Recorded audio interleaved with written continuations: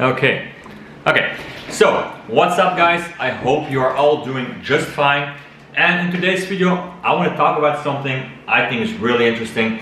It's parameter pollution attacks. I don't know if you guys are a fan of JavaScript and the possibilities you have with JavaScript, but I'm reading a book about how to use JavaScript for hackers, and it is amazing the things you can pull off with JavaScript. Parameter pollution is one big example of the power of JavaScript, and I think you really need to learn these skills and you need to add it to your bug bounty routine, or I don't know what you're doing, because I think you can, when you go deep into this, you can find really awesome things. And not everybody is prepared against this attack, because I think 90% of the developers, no, 90 is probably like too much, a lot of developers don't even know about these attacks and about the real power of JavaScript and the real power what JavaScript can do in an attacker's advantage. So watch with me this. I'm gonna give you guys a little demonstration about how it works, how you can code it, and I'm gonna show you guys the link from the book what I'm reading / listening, so you guys can follow along. Okay, so let's go over this ProtoType pollution. I'm so excited about this. So what you need is an online IDE so you can follow along when I'm doing this. I highly recommend following along. It's really interesting. Next, what you need is, not a need, but a nice thing to have, is you need this this article from Porttrigger, because it's gonna explain everything about ProtoType pollution. Watch this video, it's so interesting, and follow along and try to create these things on your own, but I'm gonna explain in a second. But this is the part we wanna have. Like you see, when you create an object, it's gonna be always a prototype of an object above it. And this object, the string object, the array object, the number object, you name it, it has a prototype of the object property. So everything is an object. Remember this. So everything has a higher object level class. So maybe we can do some big changes. Now we know this. I highly recommend, like I said before, reading this part, but I'm gonna give you guys a live example right now about what is ProtoType pollution and why I think it's so interesting. So let's go to our IDE. Also, later at the end of the video, I will share a nice book I'm currently reading. You guys really, if you are interested in this, if you are interested in JavaScript, I highly recommend going for the book and enjoy it. Okay, we have this IDE. What we're gonna do first is we're gonna create two objects. So we're gonna create an object if you wanna create an admin account. Let's say, and this admin account accepts a username, and this username is going to be, let's say admin in this case. Let's say not admin, let's say Bubla here, because Bubla is a boss. Bubla is a big boss. Is admin, and the other one is admin. Let's say this one is true. So that is the pages that. Sorry, I was thinking about the second one, but that is like if you want to create a user or you want to go, let's say, to the admin panel, then you need to have the is admin to true, because only admin can access the admin panel. True. Let's create a user. I'm just a normal user. So username, we're gonna set it to Christoph. I'm no big boss like Bubla, and that's the only thing I have. So I'm a user. My name is Christoph. So let's treat this a little bit different. So let's say I'm creating a user on this endpoint. Let's say I'm going to localhost and I'm gonna create this user. Let's just say that. And this is the endpoint to, let's say, to the admin. And if you go through this, you can go to the admin panel. Let's say something like this. So to go to the admin panel, where you can see like every user and make big changes to the website, you need to have an isAdmin on true. Yeah. But if you want to register a user, let's make this like this. sorry. If you want to register a user, like it's, you only can register your user with a username, but nothing else. Okay, that's a bit strange. Don't really have a password for simplicity. So when I create this user, my user Christoph only has this. Let's call the user Christoph for a second. Let's say user, and let's go to my user. That username. Let's make sure we have it, and let's run this program. Now I want to see Christoph. I want to see Christoph. Oh, okay. Yeah, I see what I'm doing wrong here. We need to comment this out. Because these are examples, that is no code. Okay, so now we can see Christoph. Okay, that's great. If you change this to admin, we will see Bubla, of course. But if we say admin, and that is admin, so is Bubla an admin user, and can Bubla access the admin panel? Yes, he can access the admin panel because his admin is set to true. Can Christoph do this? Let's say we are the user. Can I access the admin panel? Undefined, because Christoph doesn't have that parameter. Like if we go back to here and we say I just want to print the user's information, we can see like, oh, Christoph had a username. Okay, and if you do this for the admin, you will see like it's normal. There is an is admin equals to true. But we are hackers. We want to have access to the admin panel. And now the interesting things are going to happen. Let me take really quick a sip. Why?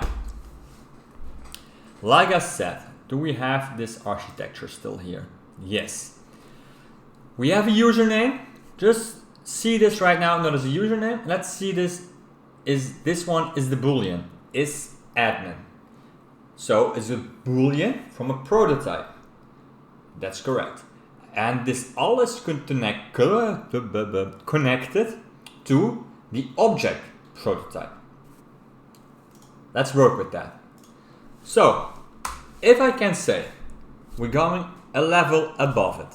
So we can say user dot underscore underscore. We're going to the proto class. Proto. And in the proto class we can say, let's say if I say like something like something really strange is cat, and let's say this to false. No, we will get an error, of course.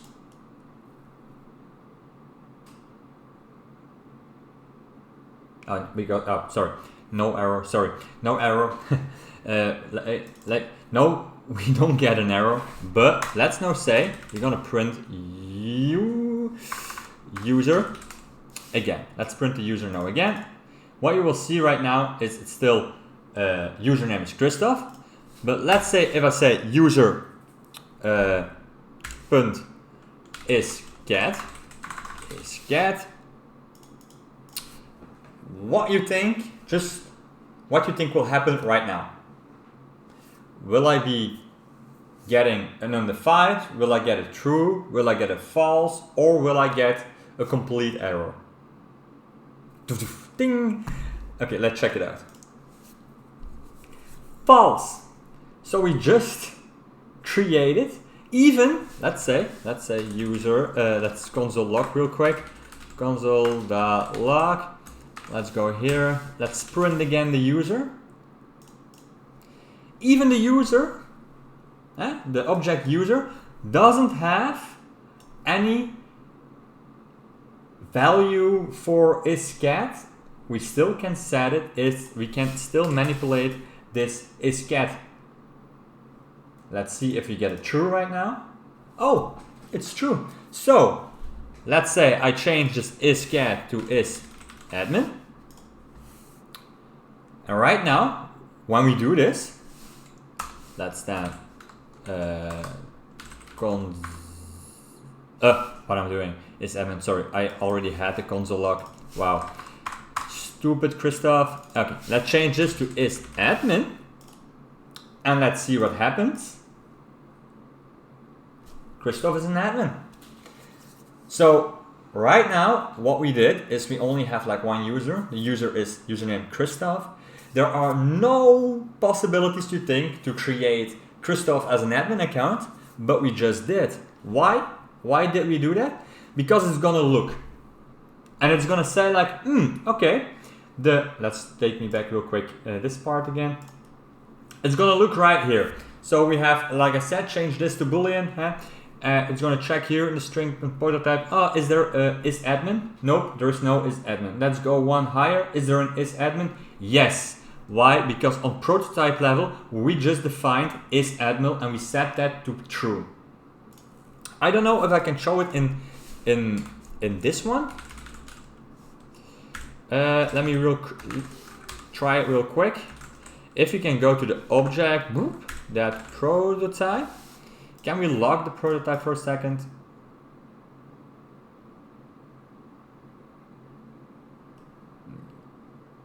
You can see here in the object that prototype, like nothing else is in there. But the object of prototype has a functionality for the isAdmin. And when we do this away, let's not do it this way, let's just do it this way, you will see there is nothing. So what we just did is we created the isAdmin on a higher level, so everybody has access to it. And that's the awesome part of prototype pollution attacks. I think it's not that easy, like it's not this straightforward always, but I think if you I think if you dive deep into this topic and you understand and you train your JavaScript skills, you can do awesome things with it. And like you guys, if you're gonna read this this report, you guys will see. Let me scroll down real quick. Sorry. Here, there's the bug in Kibana. They're gonna explain you prototype pollution to a remote code execution in Kibana. You can read through the whole write-up, and you're gonna see like, yeah, I think it is amazing. Like there are some Portswigger labs, I think. You can do, yeah, of course, I know there are Portswigger labs because I did them. I did a few of them. Let's go back to the academy real quick and let's, sorry, all content, all labs. Come on. And let's go to prototype.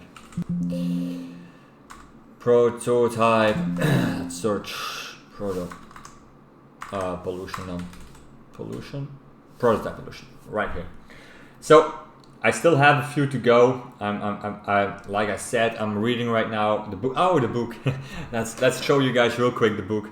Like this is the book. I think you all have to read if you are interested into this. Like I don't say you need to read it, but it's JavaScript for hackers. Learn to think like a hacker. This book is covering like how you can manipulate JavaScript to use in a hacky way. How you can set parameter, like he has a great philosophy. I'm still, well, but I think the book is like more expensive right now. I had the book for like 20 euros. It's now way up. It's now really went up in price. Okay, maybe you need to wait a little because I bought the book for 20 euros, so it's 50 euros more right now. So probably you need to wait a little bit. It will drop back in price, I'm sure of that. Maybe, but this is more expensive than I bought it. So, but it's a really interesting book. And if you guys want to know more about this prototype pollution, I will make more videos. I will teach you the things I'm learning from the book. So you don't even need to buy the book. But just if you want to buy it, this is no waste of money. It's a bit more expensive than I bought it, but still it's never a waste of money because it's your intellectual property you're gonna train, like always good.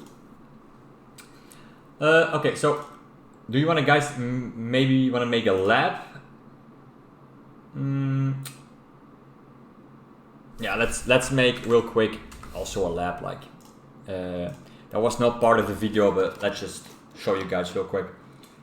Let's just take the first lab to show you guys. I'm going to show you guys really quick, like 2 examples how you can approach this. First, you open the lab, of course, and let it load. And the 2 approaches are, we have the, yeah, I know I already solved the lab, but I want to do it again.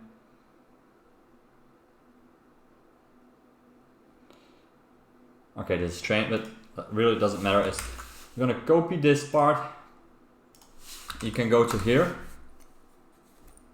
This is the Chromie. If you use the Chromie, what is built in Burp Suite, you can go to here, the extensions. You have a Burp Suite built-in extension. This is turned off with you guys, so you need to turn it on. And you need to turn on ProtoType pollution also. So when you have turned this on, you can go to inspect. You can go to the DOM invader. It will find a vulnerability. You can, so now you already know this application has a vulnerability for ProtoType pollution. You can scan for a gadget. And if it's scanned for a gadget, you can also exploit it. Like this is a fully automated approach. So you don't need to do a lot. But I want to show you guys also like the manual approach. So we have this. Oh, we can't do this manually. As we're gonna check here in this base part, underscore, we go again for the proto, underscore. And what we're gonna check out is, we're gonna say, I'm gonna use boobla, and we're gonna use boobla equals, let's say, test. When you fire this up, you go to the inspector, you have your console, and we can say, I want to see the object from ProtoType. If it's working, we can see boobla.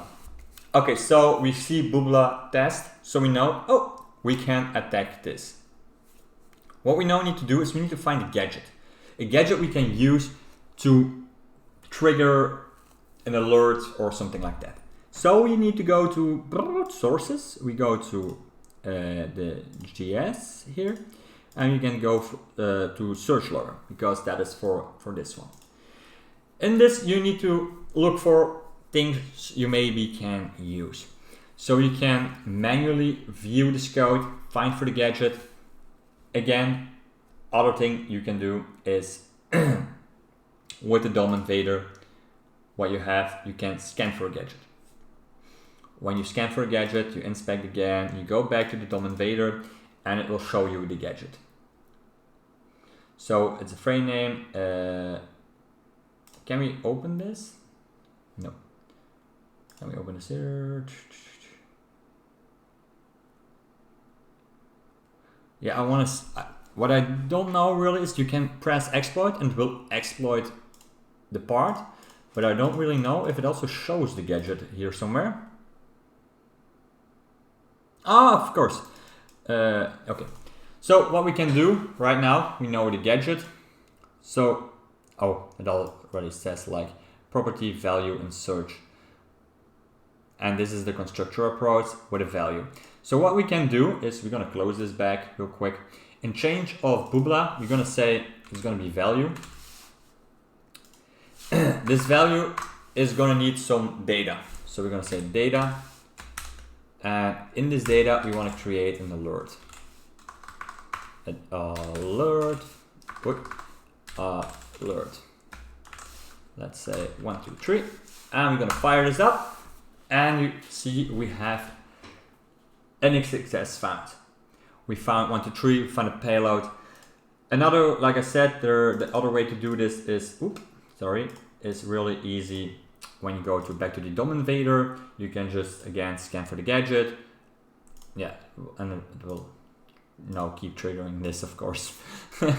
Okay, but you know what I mean. You can do it automated by the DOM invader tool of Burp Suite, or you can do the manual approach and look for a prototype yourself, find the gadget, and exploit it. The DOM invader will work on easy exploits like this, but if you're gonna read like what I sent you, this part from remote coding solution in Kibana, this will the DOM invader probably not find. Like new findings like this. This is more complex to generate. This has multiple levels, and that is something you need to craft manually. But that was the part about prototype pollution. I hope you guys loved it as much as I did, and I hope I can see you guys in the next video. Bye.